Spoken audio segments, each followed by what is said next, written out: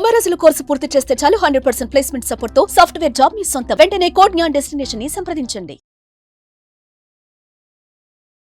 నమస్కారం సార్. నమస్తే మా స్వామి శరణమయ్యప్ప. కొన్ని సందర్భాల్లో మనకి ఎలా రియాక్ట్ అవ్వాలో అర్థం కాక మన కోపాన్ని చూపించడం, దానివల్ల మాటలు జారడం అండ్ ఆ శత్రుత్వం కావచ్చు, ఇవన్నీ మనకి వచ్చే కాన్సిక్వెన్స్లో ఇవన్నీ మనకి హామీ జరుగుతాయి తప్ప దాన్ని మనకి ఒక మంచి రిలేషన్షిప్ లేదంటే ఆ సిచ్యువేషన్ని ఎలా హ్యాండిల్ చేయాలో ఇవి మనకి నేర్పవు. కానీ ఎప్పుడైతే మనం ఆ సిచ్యువేషన్ని ఇక్కడ నేను రియాక్ట్ అవ్వాలా, ఇక్కడ నేను రెస్పాండ్ అవ్వాలా అన్నది కనుక మనకి తెలిస్తే ఆ సిచ్యువేషన్ని హ్యాండిల్ చేయడం అండ్ చాలా స్మూత్ వేలో దాన్ని తీసుకెళ్లే విధానం మనకి తెలుస్తుంది. అంటే ఎలా ఐడెంటిఫై చేయాలి సార్ ఒక సిచ్యువేషన్ని ఇక్కడ నేను రెస్పాండ్ అవ్వాలా, రియాక్ట్ అవ్వాలా అనేది? చాలా చాలా బేసిక్ అండ్ ఇంపార్టెంట్ పాయింట్ ఇది. ఓకే, మనిషికి జంతువుకి ఉన్న తేడా ఈజ్ రియాక్షన్ అండ్ రెస్పాండ్. విచక్షణ అంటారు. అంటే ఈ టైంలో నేను ఇక్కడ ఏం చేస్తే బాగుంటుంది ఈజ్ విచక్షణ. అలాగే ఒక కుక్క బిస్కెట్ వేయగానే ఒకలా రియాక్ట్ అవుతుంది. ఓకే, అది ఇంకా అలాగే రియాక్ట్ అవుతుంది. ఓకే, లేకపోతే దానికి ఒక పర్సీవ్డ్ ఫీలింగ్ ఉండి నువ్వు రాయి కొడితే ఓ అని అరుస్తుంది. ఒక కుక్క ఒకలాగా బిహేవ్ చేస్తుంది అని మనకు తెలుసు. మనిషిని కూడా అలాగ ఒక జంతువులాగా బిహేవ్ చేయడం, సడన్గా మన కంట్రోల్లో లేకుండా అలా బిహేవ్ చేయడం అన్నది మనిషి తత్వం నుంచి కిందకి పడిపోయినట్టు, జంతువు స్వభావంలోకి వెళ్ళిపోయినట్టు. మనిషి జంతువుగా మారకుండా, ఒక కారు వెళ్తుందంటే కుక్క అని వెంట పడుతుంది అని, మనిషి అలాగా నాకు అన్కంట్రోల్డ్గా అది అంతేనండి అని, నేను కారు వెళ్తుంటే కుక్క వెనక పరిగెట్టిందంటే అదంతే, దాని బ్రతుకు అంతే, అట్లా ఉంటుంది కదా. ఒక కుక్క అనుకుందంట ఇట్లా పడుకుని ఫ్లాట్గా, అందరు నన్ను ఎంగిలాకులు తినే కుక్క అంటున్నారు, నేను ఇంక ఎవరన్నా ఏదైనా వేస్తే తినను, అసలు ఏంటి టూ మచ్, నాకు అసలు సెల్ఫ్ ఎస్టీమ్, నాకు మినిమం సెన్స్ లేదా అని ఇట్లా ఆలోచిస్తుందంట. పక్క నుంచి ఎవరో ఉంటే దాని నుంచి ఇట్లా ఏదో సామాన్ బయటకే కానీ పరిగెట్టుకుంటూ వెళ్ళి తినేసింది. మళ్ళీ వచ్చి పడుకుని ఆలోచిస్తే ఊరికి ఎంగిలాకులు కుక్క అంటున్నారు. అదే మన మైండ్ కూడా, మన మనసు కూడా అలా చేయకూడదు, నాకు కోపం రాకూడదు అంటారు. సీన్ రాగానే కోపం రియాక్ట్ అయిపోతూ ఉంటారు. Reaction is an animal response. Responding is a human response.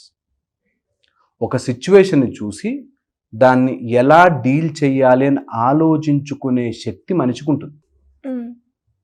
ఏమై ఉంటుంది అనే ఒక అవగాహన చేసుకునే శక్తి మనిషికి ఉంటుంది. జంతువులకు అలా ఉండదు. అందుకోసం అంటే జంతువుల్ని తక్కువ చేస్తున్నాను కాదు, బట్ జనరల్లీ యానిమల్ బిహేవియర్ ఒక రెస్ట్రిక్టెడ్ లైన్లో ఉంటుంది. మనిషి బిహేవియర్ కొంచెం అవాల్డ్గా ఉంటుంది, విచక్షణ ఉంటుంది, మెచ్యూరిటీ. ఇది గనక తెలుసుకోగలిగితే ఏ సిచ్యువేషన్లో ఎవరు ఎలా బిహేవ్ చేయాలో తెలిసిపోతుంది. సో ఒకవేళ గనక ఇంట్లో ఉండి తల్లి తండ్రి ఇట్లాంటి వాటిలో రిలేషన్షిప్స్లో ఉంటే నీ విచక్షణ ఏం పని చేయాలంటే, నాకు రిలేషన్షిప్ ఇంపార్టెంటా, నాకు ఈ గొడవ ఇంపార్టెంటా. ఎప్పుడూ కూడా చిన్న చిన్న ఫైట్స్కి మనము దిగబడిపోయి ఫైట్ చేసేస్తూ ఉంటే ఎప్పటికీ ఆ రిలేషన్షిప్ అంటుకున్నట్టే ఉంటుంది. It is never full. అందుకని టూ మచ్గా ఒక చిన్న విషయాలకి వాటికి రియాక్ట్ అవ్వకూడదు. మనం we should respond to it. ఒకవేళ ఏమైనా సతాయించేవాళ్ళు, డిస్టర్బ్ చేసేవాళ్ళు, ఇరిటేట్ చేసేవాళ్ళు ఉంటారు, వాళ్ళకి తగ్గట్టుగా మనం బిహేవ్ చేయగలగాలి. ఎప్పుడైతే వాళ్ళ క్యారెక్టరైజేషన్ అర్థం చేసుకుంటామో మనం రెస్పాండ్ అవుతాం. సపోజ్ ఒక ముళ్ళ చెట్టు ఉందనుకో, దాని మీద ఏదైనా డ్రెస్ పడితే we know how to take it. దాని క్యారెక్టర్ ముళ్ళు, సో మనకి తెలుసు ఎలా బిహేవ్ చేయాలి. ఓకే, అలాగే అండ్ వాళ్ళ క్యారెక్టర్ మారాలని కూడా కోరుకోం. ముళ్ళ చెట్టు మంచిగా స్వీట్ చెట్టు అయిపోవాలని ఎప్పుడు అనుకోం, అది ముళ్ళ చెట్టే, మనకు తెలుసు, వీ హ్యావ్ యాక్సెప్టెడ్ ఇట్. అలాగే కొంతమంది అలా ముళ్ళతో ఉంటారు, వాళ్ళ శరీరము ముళ్ళతోనూ కుళ్ళుతోనూ ఉంటారు.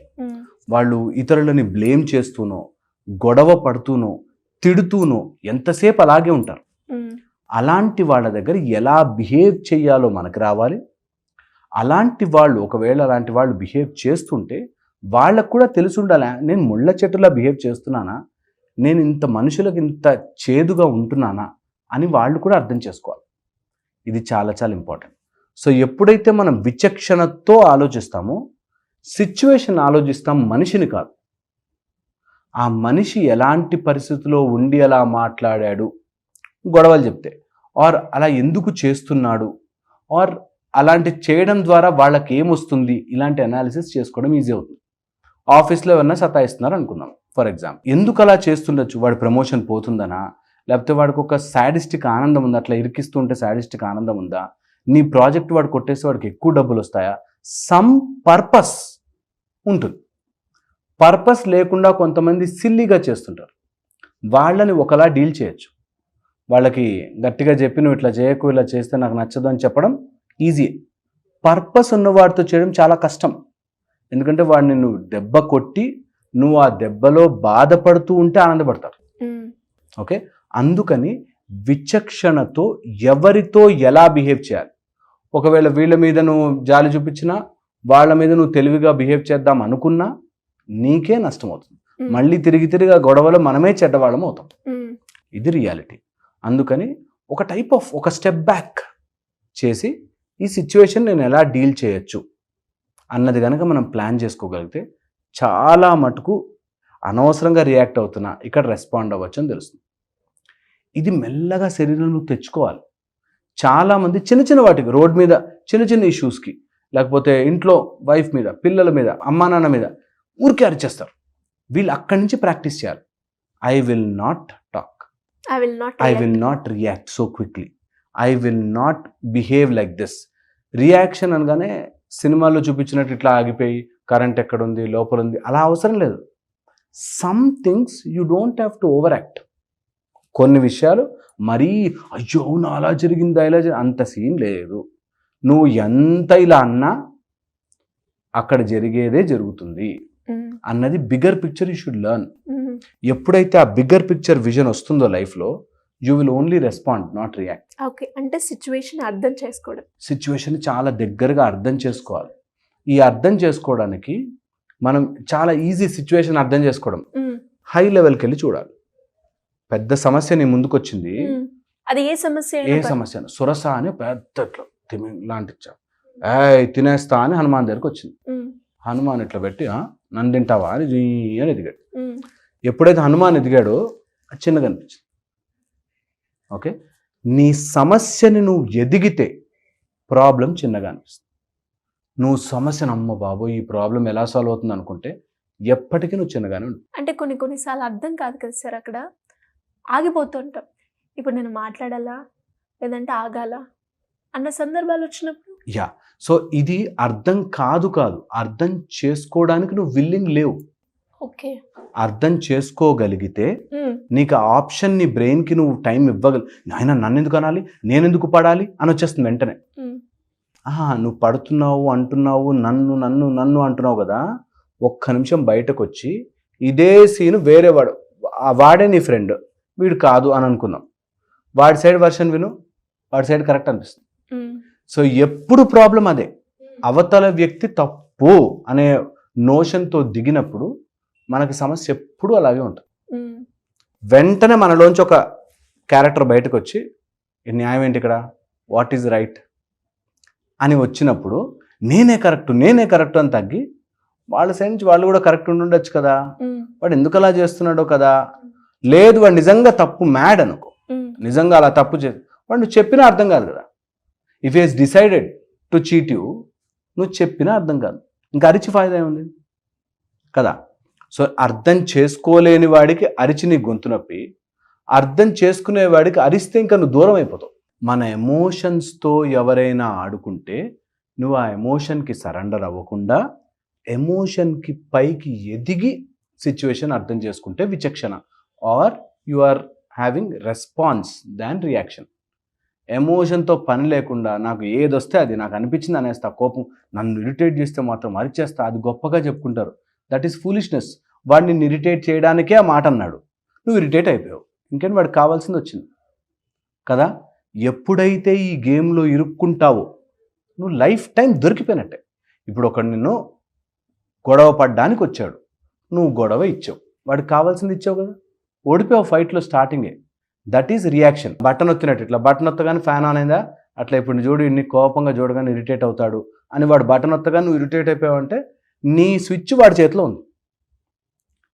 Very important. ఎప్పుడైతే రెస్పాండ్ అవ్వడం స్టార్ట్ అవుతావో నీకు నీ స్విచ్ నీ దగ్గర ఉంటుంది. నాకు కోపం వచ్చినప్పుడు, తెచ్చుకున్నప్పుడు నేను ఎట్లా వాడికి బుద్ధి చెప్పాలో చెప్పగలను అనే కెపాసిటీ నీకు ఉన్నప్పుడు కంట్రోల్లో ఉంటుంది.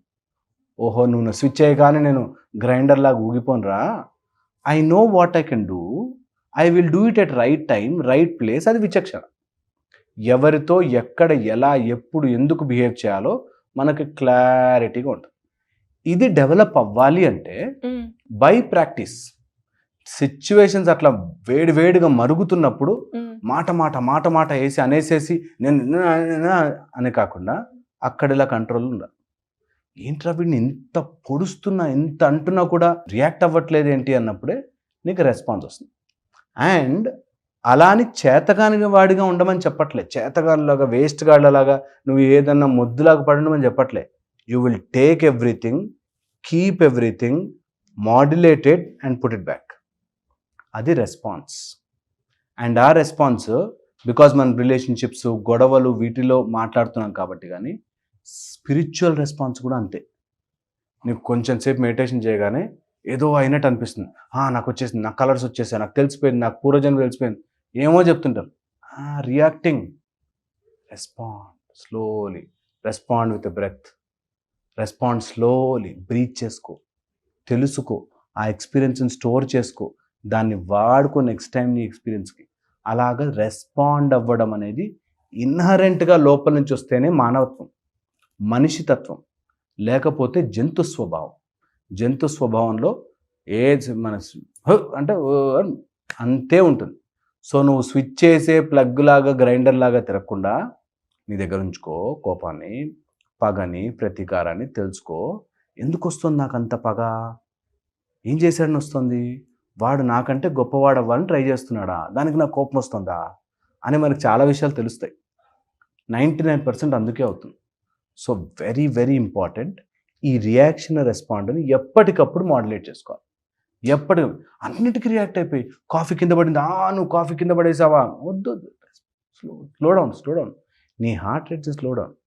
మనకి స్పిరిచువాలిటీలో ఉండే ఒక గొప్ప విషయం ఏంటంటే వదులుకోవడం. ఎంత నువ్వు లోపల నుంచి లెట్ గో చేస్తావో, ఎంత వదిలేస్తుంటావో అంత స్పిరిచువల్గా గ్రో అవుతావు. ఎంత స్పిరిచువల్గా గ్రో అవుతావో ఇలాంటి గొడవలన్నీ ఆటోమేటిక్గా తగ్గిపోతాయి. That's the great part of it. నాకు ఏదో కోరికలు ఉన్నాయండి తీర్చుకుందామంటే ఇట్లా చేసారా, నువ్వు గొడవ పడకుండా ఉండు, అన్ని కోరికలు తీరుతుంటావు ఆటోమేటిక్గా. That's the beauty of it. So ఏ సిచ్యువేషన్లోనూ రియాక్ట్ అవ్వకండి, రెస్పాండ్ అవ్వండి. జంతు స్వభావంలాగా ప్రతి దానికి కుక్కలరిచినట్టు లేకపోతే గ్రైండర్ మోగినట్టు కాకుండా 1 స్టెప్ బ్యాక్ అండ్ రెస్పాండ్. చేతగాని వాడిగా ఉండద్దు, అట్ ద సేమ్ టైం అన్నిటికీ అని ఉండదు. సమయం పోనీ ఏదైనా అనేసి అక్కడితో మర్చిపోవాలి అని 10 మందికి చెప్తారు. వాడు నన్ను ఇట్లా అన్నా, నేను వాడిని అట్లా చేసిన, వాడిని ఇట్లా అన్నా అట్లా చేసిన, మొత్తం వేస్ట్ అయిపోతుంది. So respond intelligently. Hope that will help.